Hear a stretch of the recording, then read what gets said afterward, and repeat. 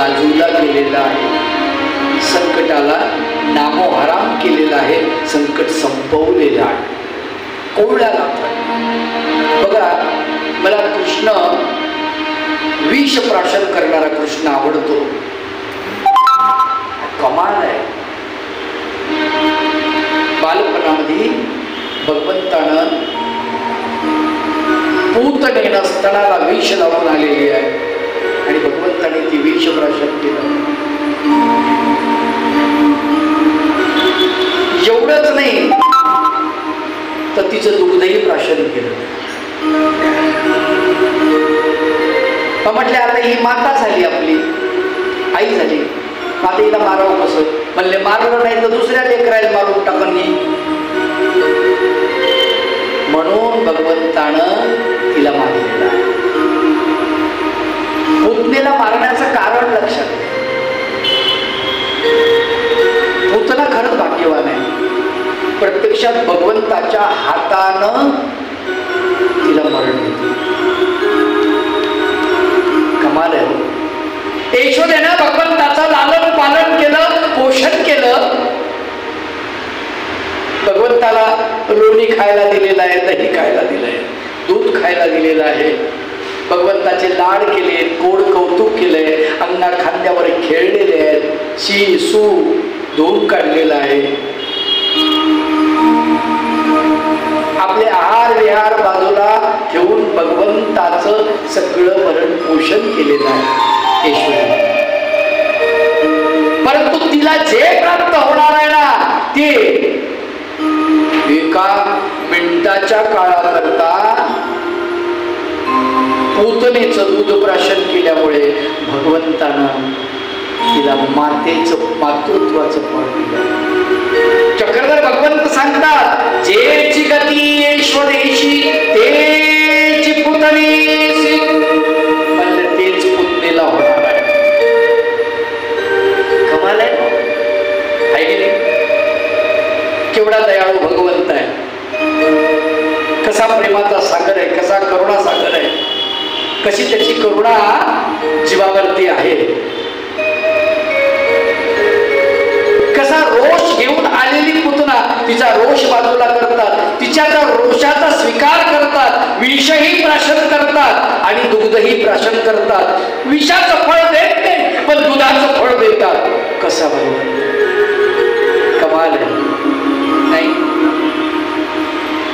महानुभाव भाष्यकार म्हणतात, जीवात्मा दोन चाली घेऊन चालतो, दोन चाली, नित्याची चाल आणि प्रेमाची चाल. दोन्ही चाली त्याच्या चालत राहतात. प्रेमाची चाल क्वचित चालते, नित्याची चाल नेहमी चालते. पण यदा कदाचित दोन्ही चाली जर चालत आल्या तर भगवंत नित्याची चाल बाजूला करतात, त्याला नित्य नरकाला जाऊ देत नाही. त्याची प्रेमाची चालीचा स्वीकार करतात, ही बाजूला करून त्याचा स्वीकार करतात. विष प्राशन करून सुद्धा विषाचा परिणाम ती चाल खुडवून टाकलेली आहे आणि प्रेमाची चाल कायम ठेवलेली आहे. म्हणून तर तो दयाळू आहे, म्हणून तर तो कृपाळू आहे, म्हणून तर तो कनवाळू आहे. आलं का लक्षात? दुसऱ्याकडे हे गुण नाही आहेत माय बाप. दया मया कृपा करुणा हे ईश्वरीची आहे, ईश्वराकडेच आहे, परमेश्वराकडेच आहे, जीवात्म्याकडे.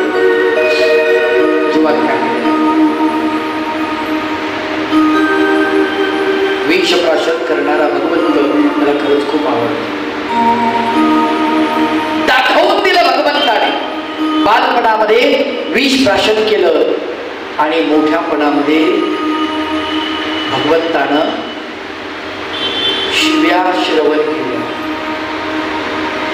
कमाल आहे. आपल्याला कोणी जर असं म्हटलं, काय बाबा तुमचं काही प्रवचन बरोबर झालं नाही, दिवसभर करमत नाही आपल्याला, नाही असं वाटतं नाही, काऊन असं म्हणलं असेल ना. बाकीचे 2-4 जण आले, बाबा नाही छान झालं, ते नाही बरं वाटत, ते विसरून जातो म्हणून छान झालं म्हणणाऱ्या माणसाला. पण जो चांगलं झालं नाही म्हणतो ना, त्याच्याकडे लक्ष राहते आणि काऊन म्हणलं असेल बा. दिवसभर ते कुठकुठी राहते. थोडंसं कोणी जर वाईट बोललं आपल्याला पाहतो भगवंत हसताय. आपल्याला थोडं जर कोणी म्हटलं काय काय नीट गाता, तुमचा सूर बरोबर नाही, आपला चेहरा उतरतो. देवाला लोक म्हणतात वेळूचं काटकं घेतलंय तुमचं आणि मासरी वाजवतो म्हणजे संगीतकार. स्वतःला काही समजतो. 100 शिव्या दिल्या, 100 शिव्या शिशुपाला सगळं सहन करतात, सगळं सहन. कमाल आहे. सहनशक्ती कशी असायला पाहिजे? कृष्ण भगवंतासारखी असायला पाहिजे. वेळ येईल तेव्हा त्याचं उत्तर देता आलं पाहिजे, समयोचित. उचित समय आला की बरोबर टिपलं पाहिजे. आपण उचित समय आला की माघार घेतो आणि जेव्हा आपल्याकडे समय नसतो तेव्हा आपण विनाकारण मधामध्ये उडी घेतो. असं उलट काम आहे. शिशुपाळाच्या आईला भगवंताने शब्द दिला होता की शिशुपाळाला 3 डोळे होते. किती? 3. तिचा एक डोळा होता म्हणले मस्तकावरती. आणि त्याचं भविष्य एका ऋषीने सांगितलं. म्हणले हा महाबलाढ्य आहे, शूर योद्धा आहे, परंतु ज्याचं दर्शन झाल्यानंतर याचा डोळा पडेल गळून, हा त्याच्याच हाताने याचं मरण आहे. भगवंत गेले एकदा. आता शिशुपाळ म्हणजे नातेवाईक भगवंताचं. गेले भेटीला. गेल्यानंतर भगवंताची नजर याच्यावर पडली आणि याचा डोळा शिशुपालाची माता धावत आली, भगवंताचे चरण पकडले. कृष्णा, आता मला चिंता नाही, तू याला थोडंच मारणार आहेस. मी तुझी आत्या आहे. हा तुझा आत्ते भाऊ, आत्ते भावाला थोडंच मारणार होतो. नाही आई, मी विनाकारण कुणाला मारत नाही. याचे 100 अपराध मी पोटामध्ये घालेल. 5 म्हटले जमलं, माझं लेकरू 100 अपराध करणारच नाही. कोणाही आईला असंच वाटते. नाही, कोणाही आईला वाटत, शिशुपाळाच्या आईला वाटत. पण तुम्हाला सांगतो ना, विनाश काळ जवळ आला की माणसाला बुद्धी विपरीत सुचत असते.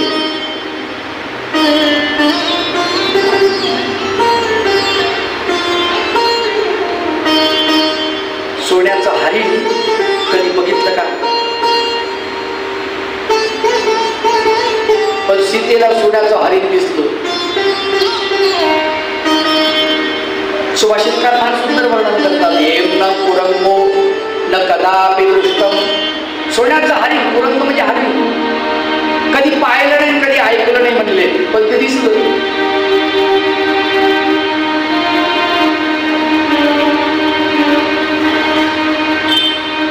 का असं झालं? म्हणजे विनाशकाली विपरीत बुद्धी. विनाश काळ जवळ आलेला आहे, विपरीत बुद्धी सुचली. काय करणार? काय कमी आहे हो, मला सांगा ना, काय कमी आहे? सीतेला काय कमी आहे? रामचंद्रासोबत आहे सीता, काय कमी आहे तिला? काहीच कमी नाही ना. पतीचा विरह नाही, बरं तिचंही समर्पण आहे, फार महत्वाची गोष्ट आहे. तिचंही चांगलं समर्पण आहे. एखादी म्हणली असती मी राजकुमारी आहे, शाप तुम्हाला दिलेला आहे, तुम्हाला जायचं आहे, तुम्ही बापाला वचन दिलेलं आहे, ते पाळण्याची जबाबदारी तुमची, माझी थोडी आहे, मी तुमच्या घरची सून आहे. तुम्ही तुमचं बघत बसा. वचन कोणी दिलेलं आहे? तुमच्या बापाने दिलेलं आहे. पाळायचंय कोणाला? तुम्हाला. मी काय मधामध्ये बरडल्या जाऊ. बरोबर आहे. आजची सीता असती तर काय म्हणली असती? आजची सीता असती तर म्हणली असती यू मे गो नाउ, तुम्ही जाऊ शकता, अडचण नाही. And I am going to my native place, मी माझ्या माहेरी जाऊन राहू शकते. जेव्हा आले म्हणजे मला कॉल करा, हॅलो मी लगेच येईल पंचारती घेऊन तुम्हाला ओवाळायला. नाही, मी तुमच्या सोबत यायला तयार नाही. पण सीता अशी नाही. लक्षात, ज्याच्या सोबत माझं लग्न झालं त्याचं सुख दुःख हे माझं सुख दुःख आहे, ही मानणारी संस्कृती आहे भारतात. ती आम्ही विसरत चाललो, म्हणून अडचणी येत आहेत. आमच्या कुटुंबामध्ये अडचणी काय येतात यामुळे. सोबत असू द्या, सुख दुःख अडचण नाही. अहो दुःख किती येऊ द्या, दुःख सहन करण्यासाठी कुटुंबामध्ये जर एकत्रितपणा असेल तर कुटुंबावरती पहाड कोसळू द्या, रात्री उपाशी झोपण्याची वेळ येऊ द्या, पण कुटुंबातल्या प्रत्येक माणसाच्या मुखावरती जर आनंद असेल, हास्य असेल, तर रात्री पाणी पिऊन जरी झोपले तरी त्यांना सुखाची झोप लागणार. एकाने जरी का म्हणलं काय खटखटी आहे, तुमच्या घरी मी आले आणि काय खरं नाही, तुमच्या घरामध्ये खायला आला नाही, बिघडलं. आणि यालाच तर प्रपंच म्हणलेलं आहे. जिथे दुःखाचा भरणा आहे, सुखाची पॉलिश आहे, सगळं दुःख आहे आतमध्ये भरलेलं, वरून पॉलिश केलेली आहे सुखाची थोडीफार, त्यालाच तर प्रपंच म्हणतात. नाही, तोच तर प्रपंच आहे. संतांनी त्याचं वर्णन केलंय. दुःख बांधवडी आहे हा संसार,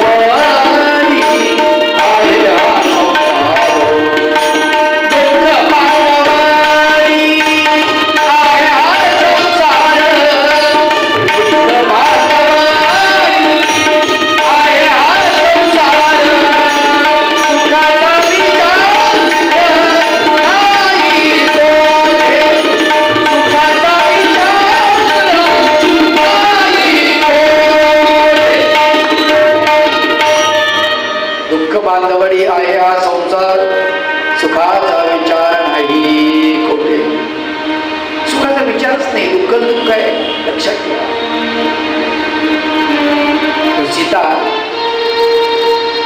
पतीच्या दुःखामध्ये सुखामध्ये सहभागी आहे, हरकत नाही म्हणा, पण तिला सुद्धा काही कमी पडू दिले नाही. कसा धीर आहे मला सांगा. काय संस्कृती, आम्हाला हे कशासाठी ऐकायचं आहे? विचार करण्याजोगती गोष्ट. 9 लाख वर्षापूर्वीच रामायण आज ते कामाचं आहे का? कारण त्याच्यातले जे आदर्श पात्र आहेत ना ते कामाचे. 9 लाख वर्षापूर्वी वर्णन केलेली सीता तशी पत्नी कुणाला नको आहे. 9 लाख वर्षापूर्वी वर्णन केलेला रामचंद्र असा पती कुणाला नको आहे. 9 लाख वर्षापूर्वी वर्णन केलेला लक्ष्मण असा धीर कुणाला नको सांगा बरं. रामायण फार सुंदर सांगते. लक्ष्मण म्हणे आपल्या वहिनीचा चेहराच पाहिला नाही त्यांनी. कशावरून? तर म्हणले सीतेचं हरण झालं, रावणाने हरण केलं आणि सीतेने आपले अलंकार खाली टाकले. जटायू पक्षाच्या माध्यमातून ते अलंकार रामचंद्रापर्यंत आले. मग त्या अलंकार रामचंद्र बघतात, पण रामचंद्र शोकाकुल झालेले आहेत पत्नी गेल्यामुळे. त्याच्यामुळे ते अलंकार सीतेचे आहेत की कोणाचे आहेत त्यांना सुचत नाही. मग लक्ष्मणाला विचारलं हे अलंकार कोणाचे आहेत? तर त्याच्यात रामायणातला फार सुंदर श्लोक आहे. लक्ष्मण उत्तर देतो, नाहं जानामि केयूरे नाहं जानामि कुंडले नुपुरे तोमि जानामि नित्यं पादाभिवंदनात्. मला कानातले माहित नाही अलंकार, गळ्यातले माहित नाही, अंगा खांद्यावरचे अलंकार मला माहित नाही, हातातले अलंकार मला माहित नाही, परंतु पायातले पैंजण निश्चित नुपुर भावीचेच आहे. काय कमाल आहे. म्हणजे असं काय बाबा, ते कसे काय माहिती आहे? म्हणले नित्यम पादाभि वंदनात. दररोज मी भावीचं दर्शन घेतो, कारण माझी माता इथे नाही म्हणून ही माता म्हणून हिचं मी दर्शन घेतो. काय कमाल आहे.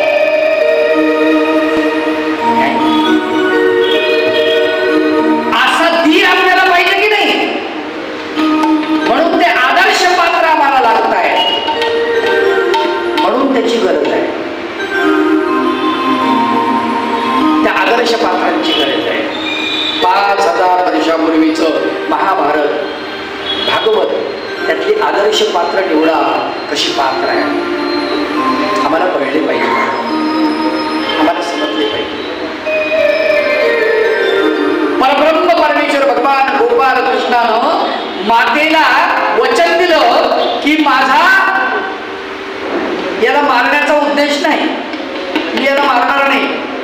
त्याचे 100 अपराध पोटामध्ये घालील, पण 100 उलटल्यानंतर, खरं तर हे कलियुगावर लागू पडते बरं का.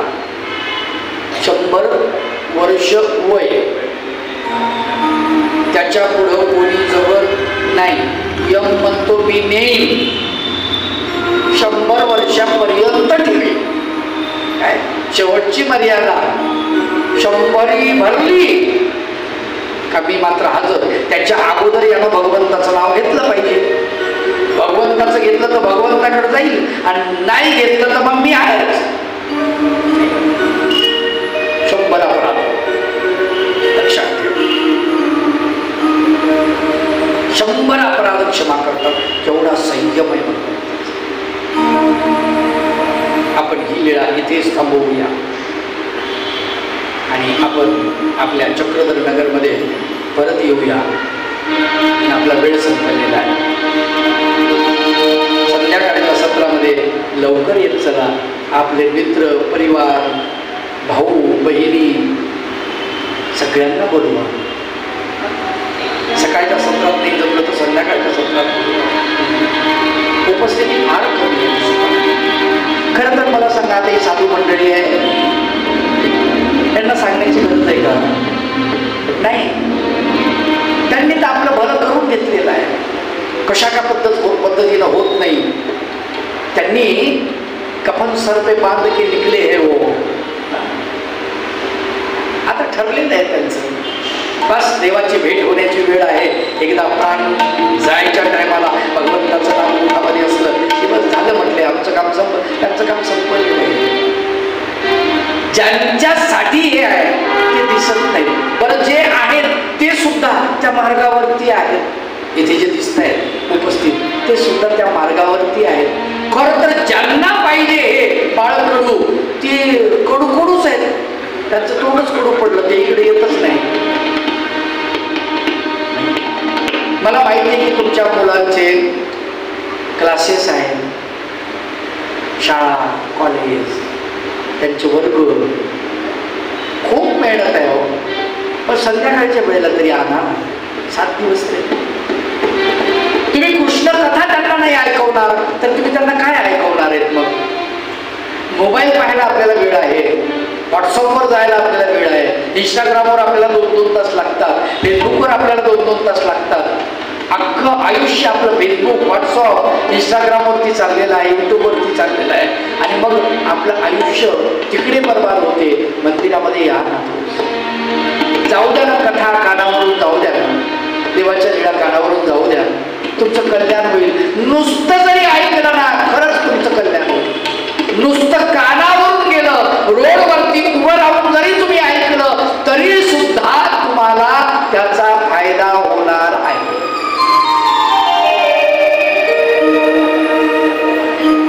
मी इथे पाहतो अनेक साधू संत बसलेले आहेत, त्यांच्या हातामध्ये गाठ्या आहेत, नामस्मरण चालू आहे. आपलं घरदार कुटुंब सोडून आलेले आहेत. प्रत्येक माणसं इथे काम करतायत. काही माणसं काम करतायत नाही, व्यापार करतायत, त्यांचं नाव सुद्धा आपल्याला कळत नाही, दिसत नाही.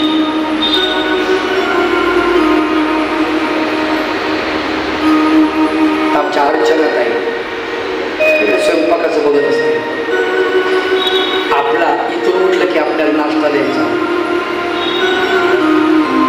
मंदिराचे व्यवस्थापन, आरती, 3 टाईमची आरती, सगळं सगळं सगळं बघतात. एवढं करून पंक्तीचं नियोजन, कोणाची पद्धत आहे, कमी पैसे आहे, एखादी माऊली, एखादी साधूबाई ती म्हणते ताई माझ्याकडे इतकेच पैसे आहे, बघा ना जमलं तर मग. ती म्हणते बरं बरं बरं विचार. ट्रस्टीला आग्रह करते, जाऊ द्या ना, साधू माणूस आहे, कुठून आले, दक्षिणेचे पैसे आहे ना, हे द्यायचे, करून टाका एवढं, अंत्यक्रिया करून. दोन्हीची मध्यस्थी साधून अगदी चाललेलं आहे. बरं, सगळ्यांच्या नंतर जेवण करतात, झोपायला किती वेळ लागत असेल. स्वयंपाक करणारी माणसं उपदेश आहेत की हो, आणि ठीक आहे त्यांना पगार देणार तुम्ही, ठीक आहे हरकत नाही, पण तरीही त्यांना इथून कानावरती पडते. त्यांनाही वाटत असं ना ऐकावं आपण थोडंफार, ऐका. पण आपल्या पोटा पाण्याच्या व्यवस्थेसाठी ती माणसं गुंतून आहे. कित्येक लोक असतील आपल्याला चहासाठी दूध लागतं म्हणून चक्कर मारणारी माणसं आहेत, ती इथं ऐकण्याचं काम सोडून तिकडे जातात. जे तुम्ही समोर बसलात ते खरंच भाग्यवान आहे, तुम्हाला ऐकायला भेटतं, पण याचा अर्थ तेही भाग्यवान आहे, ते तुमची सेवा करतात. सेवा परमो धर्म, सेवा प्रथम आहे, लक्षात ठेवा, सेवा प्रथम आहे. म्हणून नागदेव आचार्याला सेवेला पाठवतात भगवंत, कारण ती प्रथम आहे, श्रवणापेक्षा ती महत्वाची आहे, अशी ती लीळा आहे. आता मी ती लीळा सांगणार नाही, कारण आपला वेळ झालेला आहे. सर्वांनी उठून उभं राहा. आरती कुंज विहारी